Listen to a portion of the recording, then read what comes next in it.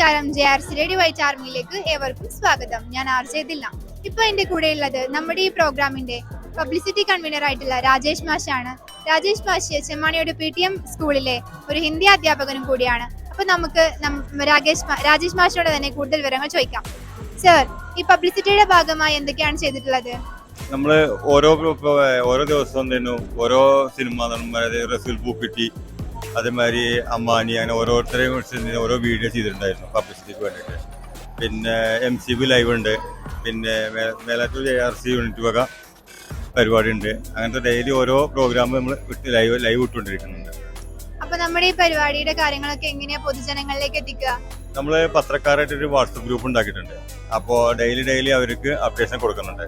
പിന്നെ നിങ്ങളിലൂടെയും നമ്മളെല്ലാ പരിപാടികളും എത്തിക്കുന്നുണ്ട്.